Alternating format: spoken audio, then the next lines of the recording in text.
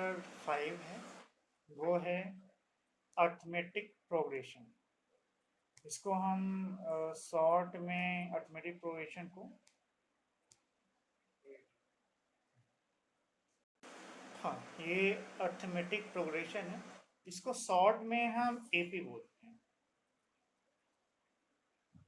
अब फिर से वही बात कि मैथमेटिक्स में अगर हम कोई कॉन्सेप्ट सीख रहे हैं तो वो कॉन्सेप्ट निश्चित तौर पे कहीं रियल लाइफ से ही आया होगा। रियल लाइफ में एक ऐसा सिचुएशन हमारे सामने क्रिएट हो गया होगा जहाँ पे हमें ये कॉन्सेप्ट इंट्रोड्यूस करना पड़ा। तो अ, पहली बात यही है कि हम आखिर ये चैप्टर पढ़े क्यों और इसका एप्लीकेशन रियल लाइफ में कहाँ कहाँ है।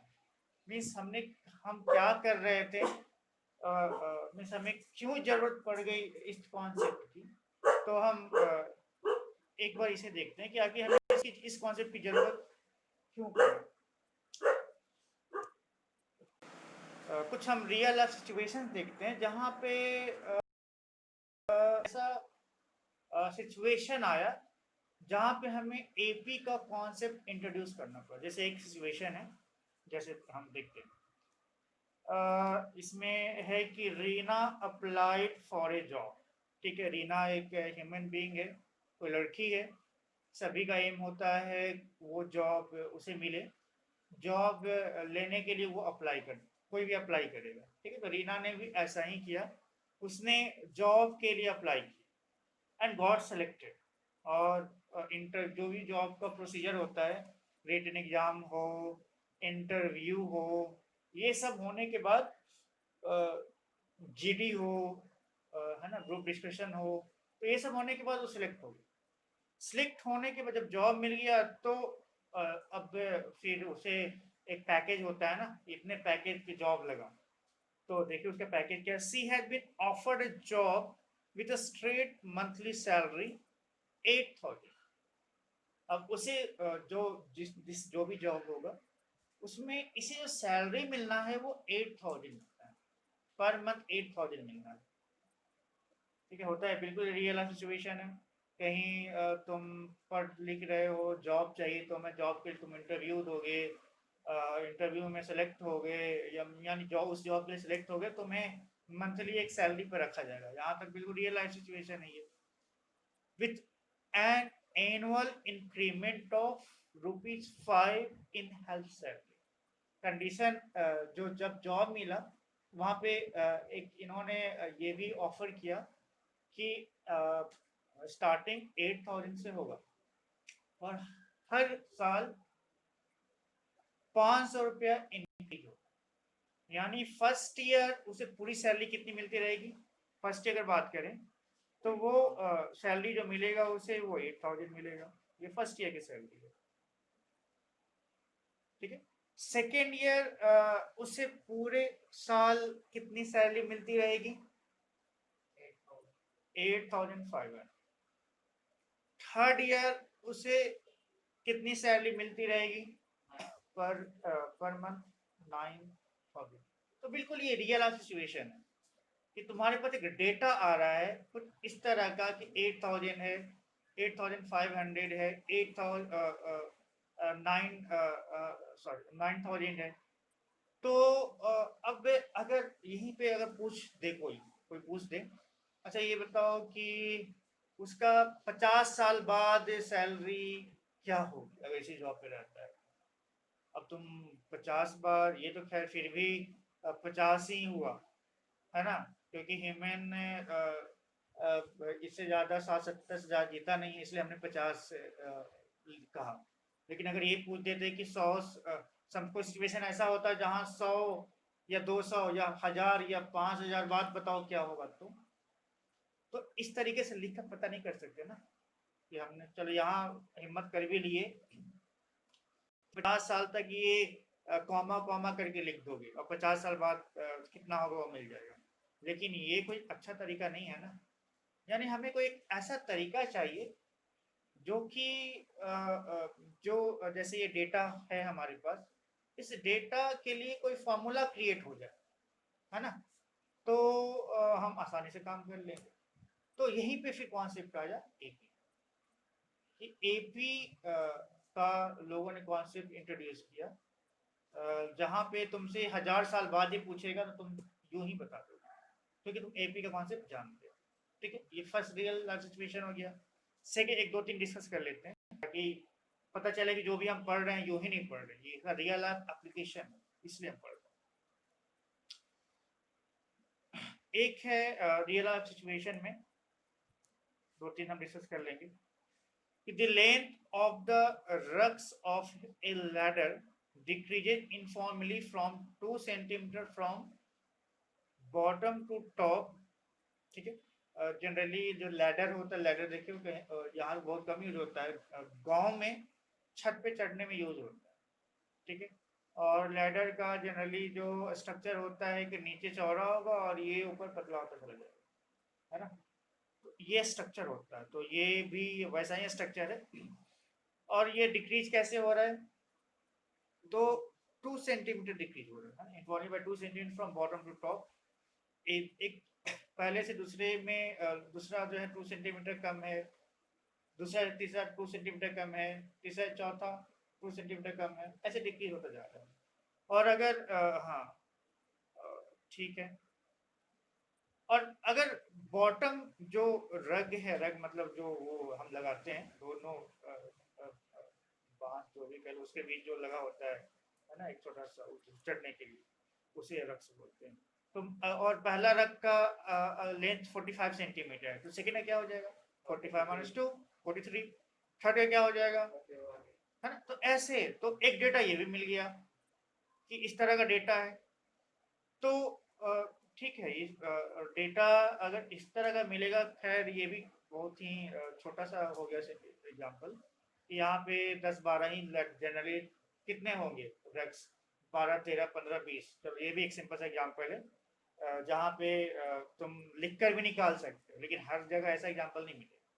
जैसे एक एग्जाम्पल ये देखो, ये है कुछ एग्जाम्पल थर्ड, जहाँ पे एक रियल सिचुएशन है जहाँ पे हमें, अच्छा एक बार ये भी डिस्कस कर लेते हैं कि जैसे पहला वाला केस है, पहला वाला जो एग्जाम्पल देखा हमने, इसमें कुछ पैटर्न दिख रहा है। पैटर्न ये है कि जो पहला, जैसे ये जो है पैटर्न, मतलब ये इसको, ये पहला हो गया, ये दूसरा हो गया, ये तीसरा हो गया, है ना। तो आपस में कुछ पैटर्न दिख रहा है। पैटर्न ये है कि हाँ, जो डिफरेंस है, मतलब जो कंजिक्यूटिव करने का मतलब अगल बगल वाला दो टर्म ले लें हम, जो डिफरेंस है वो है 500। चाहे हम 8000 8500 ले या 8500 और 9000 ले, है ना, कंजिक्यूटिव मतलब आसपास वाले ना, डिफरेंस हमेशा 500। चलो सेकंड वाले में देखते हैं कि कोई भी दो ले, जैसे मान लो 45 43 ले लेते हैं, डिफरेंस क्या है इसमें 2 का है। 43 41 ले, डिफरेंस क्या है इसमें 2 का है। 40 कोई भी ले लो, 30 37 35 ले, डिफरेंस कितने का है 2 का है ना। तो एक ये पैटर्न हमें दिख रहा है कि कोई भी दो कंजिक्यूटिव टर्म ले लें, लगातार टर्म ले लें, तो डिफरेंस सभी जगह सेम आ रहा है ना, ये दिख रहा है, ये पैटर्न दिख रहा है। थर्ड में भी देखते हैं, थर्ड जो एग्जांपल उसमें देखते हैं। In a savings scheme, the amount becomes 5 by 4 times of itself after every 3 years। होता है हम लोग पैसा बैंक में डालते हैं, इस उम्मीद से डालते हैं कि पैसा कुछ बढ़े, है ना। तो जिस बैंक में भी डाला गया है उस वहाँ पे कैसे बढ़ रहा है, तो 3 साल में 5 डिवाइड बाई 4 टाइम्स हो जा रहा है। निश्चित तौर पे बढ़ेगा ही, इसमें कम नहीं होगा। तो ऐसा है कि वो 3 साल में 5 by 4 हो जाता है।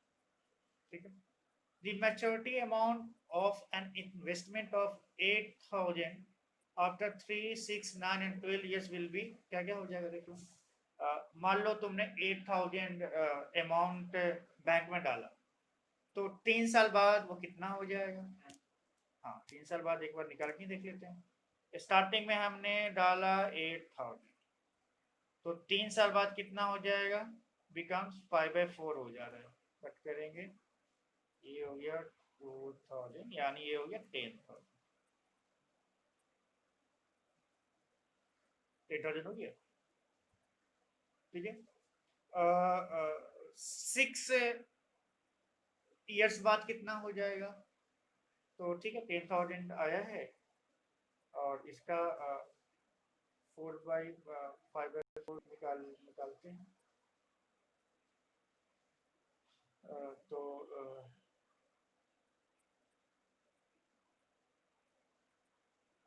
यानी ये हो गया 12,500 हो गया ना ये। तो ठीक है, ये नेक्स्ट हो जाएगा 15,625, और नेक्स्ट हो जाएगा फिर ऐसे।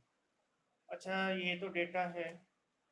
अच्छा, इस डेटा में ये भी एक डेटा है, चलो ये भी एक डेटा है, लेकिन इस डेटा में कोई भी दो मान लो लेते हैं, तो क्या दो कंसेक्यूटिव टर्म लेते हैं, तो क्या डिफरेंस सेम है? डिफरेंस सेम नहीं है।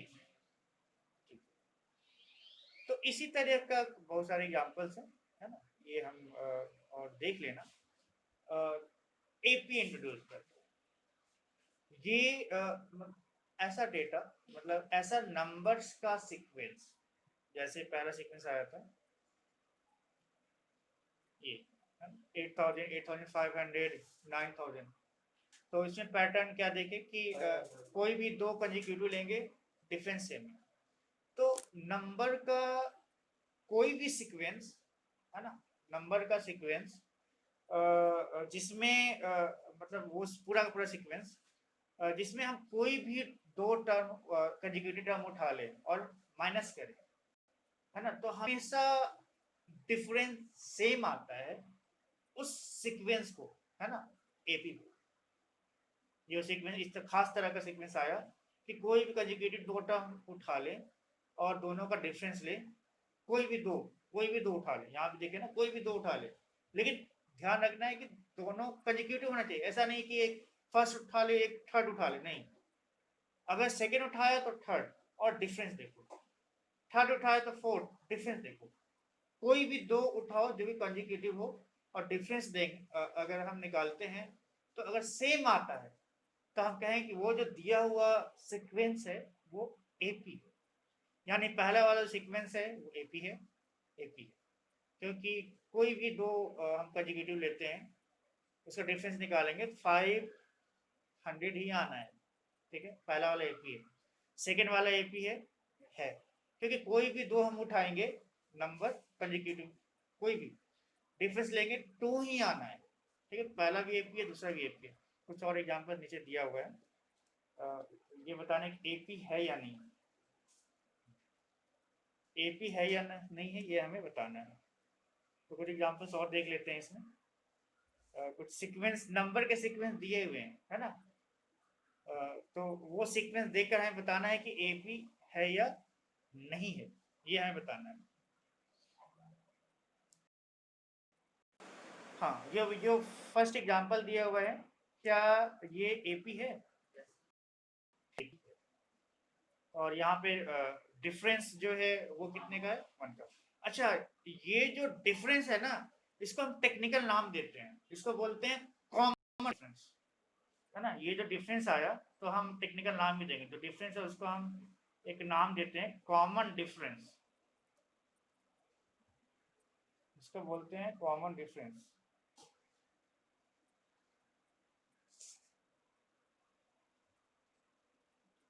और इसको स्मॉल डी से दिखाते हैं।